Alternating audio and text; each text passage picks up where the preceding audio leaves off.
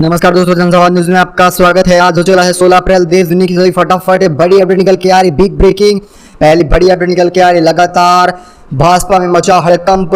16 दिनों के अंदर सैकड़ों हो गए इस्तीफे, सभी थाम रहे हैं कांग्रेस का दामन। वहीं दूसरी बड़ी अपडेट निकल के आ रही है। पीएम मोदी से नफरत नहीं, लेकिन उनकी नीति और उनके द्वारा लोकधन की हत्या करने से बहुत ही नफरत होती जा रही है। बता दें, सतपाल मलिक का बड़ा बयान निकल गया। वहीं अगली बड़ी अपडेट निकल के आ रही है। विपक्षी एकता के लिए सभी लोग तैयार हो गए हैं, जल्द ही खाका तैयार, रणनीति आएगी सामने, नीतीश कुमार का रहा बड़ा बयान। चौथी बड़ी खबर निकल के आ रही है। राहुल गांधी का बड़ा बयान निकल के आया। भत्ता, आरक्षण और भ्रष्टाचार समेत कांग्रेस द्वारा 5 मुद्दे से बनेगी इस बार सरकार। अगली एक और अपडेट निकल के आ रही है। शाइस्ता परवीन और अतीक को नसीब तक नहीं हुआ है बेटी का आखिरी मुंह देखने को। कसारी मसारी कब्रिस्तान में हुआ अंतिम संस्कार। अगली एक और अपडेट निकल के आ रही है। राहुल गांधी के बाल को हाथ भी लगाया तो करारा जवाब मिलने वाला। नाना पटेल का आखिर इतना भड़काऊ बयान किसके लिए रहा, सब कुछ जानेंगे विस्तार से।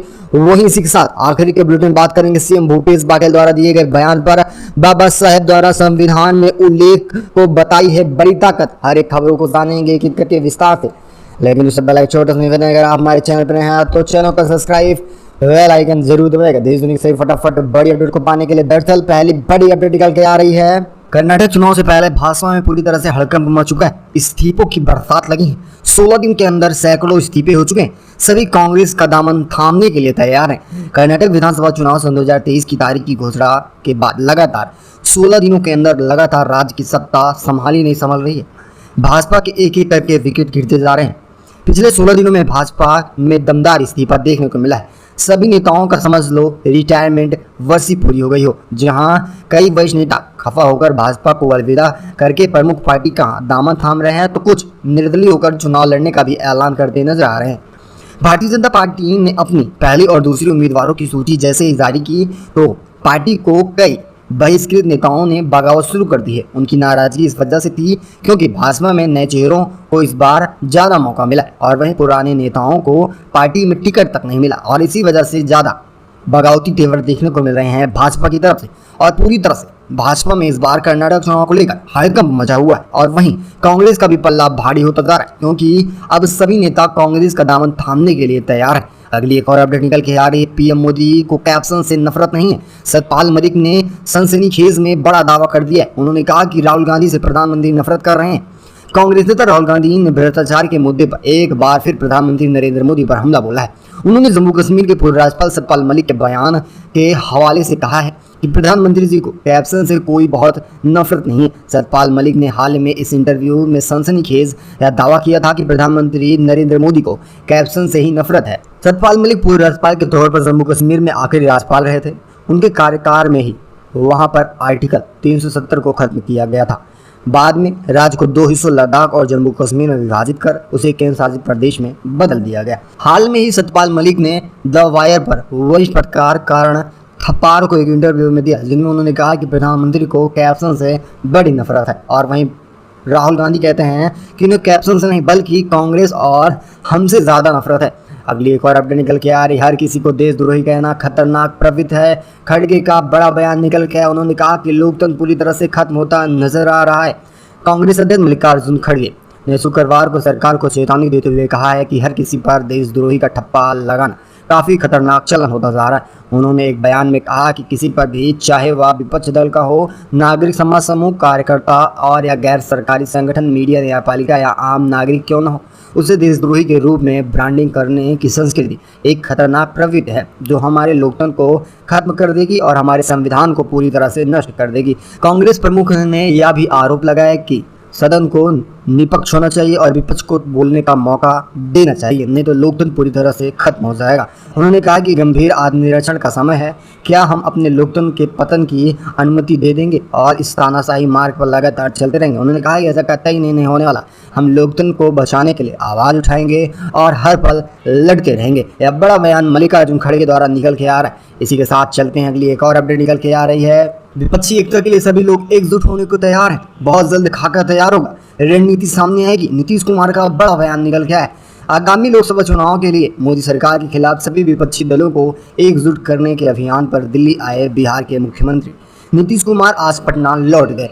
अपने दौर पर उन्होंने कहा है कि दिल्ली में भिन्न भिन्न दलों के कई नेताओं से मुलाकात की और विपक्षी एकता को मजबूत करने पर भी बात की गई है। पटना लौटने पर नीतीश कुमार ने दिल्ली में हुई मुलाकात के बारे में बताया और इस पर संतुष्टि जाहिर की है। नीतीश कुमार ने बताया कि विपक्षी एकजुटता को लेकर हम सभी ने बातें कर ली हैं, सभी लोग एकजुट होने के लिए तैयार हो गए हैं, आगे भी अन्य लोग से बात होती रहेगी, बहुत जल्दी सारी बातें सामने आ जाएंगी। साथ ही नीतीश कुमार ने कहा है कि हमारा उद्देश्य अधिक से अधिक लोग एक साथ आएँ, सब साथ मिलकर बैठकर रणनीति तैयार करें और उसके बाद सत्तारूढ़ भाजपा पार्टी को अब केंद्र से उखाड़ फेंकने का समय आ चुका है। नीतीश कुमार ने भी यह बड़ा ऐलान कर दिया और आने वाले समय में पूरी तरह से भाजपा को सत्ता से उखाड़ फेंकना चाहेगी सारी विपक्षी पार्टियां, और इसी वजह से अब राहुल गांधी हों या नीतीश या लालू, सभी लोग एकजुट होकर चुनाव लड़ने वाले हैं। वहीं खबर निकल के आ रही है कि ममता बनर्जी से भी राहुल गांधी मिलने वाले हैं और विपक्षी एकता के लिए उद्धव ठाकरे से तो मुलाकात हो ही चुकी है, यानी कि सारी विपक्षी पार्टियां इस बार एक होकर चुनाव लड़ने वाली हैं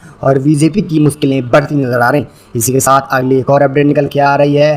भत्ता आरक्षण और भ्रष्टाचार समेत कर्नाटक में रहेंगे कई मुद्दे, कांग्रेस मारेगी इस बार बाजी।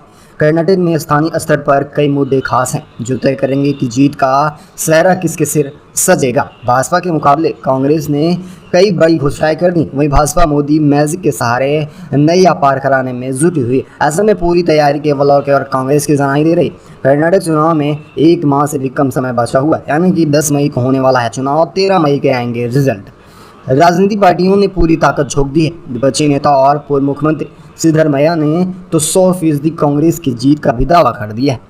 हर पार्टी ने अपनी अलग अलग रणनीति बनाई है, लेकिन स्थानीय स्तर पर कई मुद्दे ऐसे हैं जो इस बार तय करेंगे कि जीत का सेहरा किसके सिर लगने वाला है। भाजपा के मुकाबले बात करें कांग्रेस की तो वह ज़्यादा मजबूत दिखाई दे रही, क्योंकि जिस तरह से सत्तारूढ़ भाजपा कर्नाटक की आम जनता को परेशान की है, वह आरक्षण को ले लो या टोल टैक्स के द्वारा बढ़ाए गए पैसे को, लगातार महंगाई की मार झेलती आ रही है। आइए एक नजर डालते हैं कांग्रेस द्वारा बनाई गई नीतियों को। कांग्रेस का बड़ा ऐलान हो गया है। कांग्रेस ने पहले ही बेरोजगारी मुद्दे को एक बड़ा पासा फेंक दिया है। उन्होंने कहा है कि 45 साल से कम लोगों को अगर बेरोजगार रहते हैं, अगर ग्रेजुएट किए हैं तो उन्हें 3,000 रुपये प्रति माह मिलने वाला है, और ऐसे में अगर उनके पास डिग्री तक नहीं है तो उन्हें तब भी 1,500 रुपये प्रति माह मिलेगा। यह एक बड़ा दांव खेल दिया है कांग्रेस ने कर्नाटक चुनाव से पहले। वहीं आरक्षण की बात करें तो ओबीसी आरक्षण के तहत जिस तरह से मुस्लिम समुदाय की 4% आरक्षण को हटाया गया, उसको भी बहाल करने का ऐलान कांग्रेस की तरफ से कर दिया गया।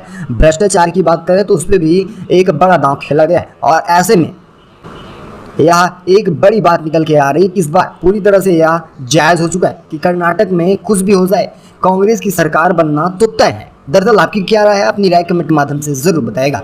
अगली बड़ी अपडेट निकल के आ रही है। ठीक साजिशा को नसीब तक नहीं हुआ है आखिरी बार बेटे का मुंह देखना, कसारी मसारी कब्रिस्तान में हुआ है अंतिम संस्कार। अतीक अहमद और साजिशा परवीन को अपने बेटे असद अहमद का आखिरी मुंह तक देखने को नसीब न हुआ। एनकाउंटर में मारे गए असद को माँ बाप या परिवार के किसी भी अन्य सदस्य की मौजूदगी के बगैर कुछ रिश्तेदारों और करीबियों की मौजूदगी में दफन कर दिया गया। झांसी से प्रयागराज पहुंचने पर शव को सीधे कसारी मसारी कब्रिस्तान ले जाया गया, जहां असद ने नैनीहाल पक्ष के लोगों की मौजूदगी में रीति रिवाजों के बाद असद का जनाजा निकाला गया। इसके बाद असद को उसका अंतिम संस्कार कर दिया गया, यानी सिरपदादा खाक कर दिया गया। वहीं असद की कब्र उसके दादा और दादी की कब्र के ठीक बगल निकाली गई है। शुक्रवार को उसे खोद दिया गया था, लेकिन शव को लेने कोई न पहुंचा, इसलिए उसे शनिवार को दफन कर दिया गया।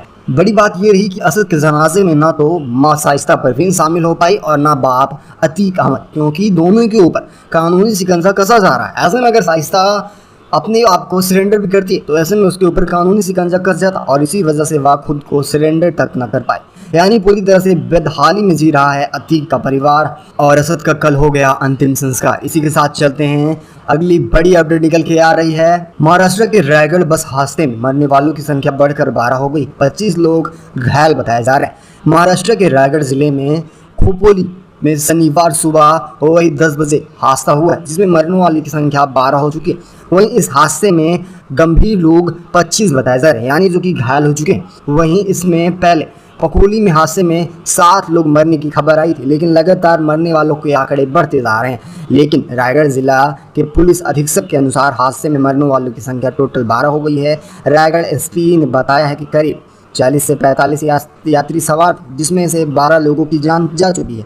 फिलहाल मौके पर राहत बचाव अभियान चलाया जा रहा है। बस को निकालने के लिए क्रेन बुलाई जा चुकी है। रायगढ़ के एसपी ने बताया कि बस में गोरेगांव इलाके की एक संस्था से जुड़े लोग सवार थे ये सभी पुणे के एक कार्यक्रम में शामिल होने के लिए निकले थे। वापस लौटते समय इनकी बस खाई में चली गई, जिसकी वजह से लगभग खाई 200 फीट गहरी थी और इसी वजह से एक बड़ा हादसा हो गया महाराष्ट्र के इस बड़े क्षेत्र में और अब तक 12 लोगों की जानें जा चुकी हैं। इसी के साथ चलते हैं अगली एक और अपडेट निकल के आ रही है। सारे विपक्ष को गैस चेंबर में डालकर मार डालिए, सीबीआई द्वारा लगातार शिकंजा कसने पर आरजेडी प्रमुख का बड़ा बयान निकल के आ गया। दिल्ली की नई आबकारी नीति घोटाला मामला मुख्यमंत्री अरविंद केजरीवाल तक पहुंच चुका है और मुसीबतें बढ़ती नजर आ रही। केंद्रीय जांच ब्यूरो यानी कि सीबीआई ने सीएम केजरीवाल को रविवार 16 अप्रैल पूछताछ के लिए बुला लिया है। सीबीआई के इस समन पर पार्टी के नेताओं ने गुस्सा जाहिर करते हुए साजिश बता दिया। वहीं राष्ट्रीय जनता पार्टी नेता मनोज कुमार झा ने केंद्रीय मोदी सरकार पर हमला बोलते हुए कहा कि सारे विपक्षी नेताओं को ऐसा करिए कि बंद करिए और गैस चैम्बर में डाल दीजिए और वहीं इनको मार डालिए। मनोज झा बोले, सीबीआई ने भारतीय जनता पार्टी के हिसाब से काम करना शुरू कर दिया। उन्होंने तीखे अंदाज में कहा कि मोदी सरकार पूरी तरह से भ्रष्ट है और वो अब अधिकारियों की भी भ्रष्ट करना चाह रही है और वह दबाव बनाकर विपक्षी नेताओं पर यह दबाव बनाया जा रहा है कि ये सब एकजुट न हो पाए। यानी कि उन्होंने कहा कि विपक्षी एकता जरा भी पसंद नहीं आ रही है इस समय बीजेपी को। अगली एक और अपडेट निकल के आ रही है। जब तक बीजेपी की विचारधारा से नहीं लड़ेंगे, नीतीश की विपक्षता का कोई मतलब नहीं निकलने वाला। असदुद्दीन ओवैसी का बड़ा बयान निकल गया। साल सन 2024 के चुनाव के लिए कई नेता विपक्ष को एकजुट करने की बाकायदा कोशिश कर रहे हैं। इस सिलसिले में बिहार के सीएम नीतीश कुमार ने दिल्ली दौरा भी किया है, कांग्रेस नेताओं से मुलाकात की। इसी दौरान कई प्रतिक्रियाएं आने लगी। वहीं बता दें, ऑल इंडिया मजलिस इत्तेहादुल मुस्लिमीन के प्रमुख असदुद्दीन ओवैसी ने शुक्रवार को कहा कि विचारधारा से समझौता कर बीजेपी को नहीं रोका जा सकता और पार्टी को केवल विचारधारा के आधार पर लड़ाई नहीं लड़नी होगी। उन्होंने कहा कि यह बीजेपी की तरह हमें सोचना होगा और बीजेपी की तरह एकजुट होना होगा, नहीं तो आप शुरुआती समय में एकजुट रहते हैं और जब नया दांव खेलने को आता है तो आप बिखर जाते हैं। उन्होंने कहा कि सभी को अंत तक एकजुट होकर चुनाव लड़ना होगा। ओवैसी ने कहा तभी तो इस सत्तारूढ़ भाजपा पार्टी को सत्ता से उखाड़ फेंकने में मदद मिलने वाली है। उन्होंने साफ कह दिया, अगर आप दो पल के लिए एकजुट हो रहे हैं तो इसका कोई मतलब नहीं निकलने वाला है। बीजेपी को वही फायदा होता आएगा जो आज तक मिलता आया है। यानी अगर आप एकजुट भी हो रहे हैं तो अगर आखिरी समय तक नहीं हो रहे तो ऐसे में कुछ भी मतलब नहीं निकलने वाला। इसी के साथ चलते हैं अगली एक और अपडेट निकल के आ रही है। अतीक के बाद अब किसका नंबर है, ये सबके जहन में सवाल उठता होगा। तो जी हाँ, बता दें, मुख्तार और अफजल की बारी आ चुकी है। 15 साल पुराने गैंगस्टर का फैसला जल्द आने वाला है और जिसके बाद यूपी पुलिस पूरी तरह से इनके ऊपर भी शिकंजा कसने वाली है। पूर्वांचल के माफिया डॉन मुख्तार अंसारी और उसके बड़े भाई बीएसपी सांसद अफजल अंसारी से जुड़ी बड़ी खबर सामने आ रही है। गैंगस्टर के मामले में गाजीपुर की एमपी एमएलए स्पेशल कोर्ट आज फैसला सुनाने वाली थी। अगर इस मामले में 2 साल से ज़्यादा की सज़ा होती तो अफजल अंसारी की पहले तो संसद सदस्यता जाने वाली, यानी कि 2 साल की सज़ा होती है तो सदस्यता तो जाती है और उसके बाद यूपी पुलिस का शिकंजा भी कसा जाएगा।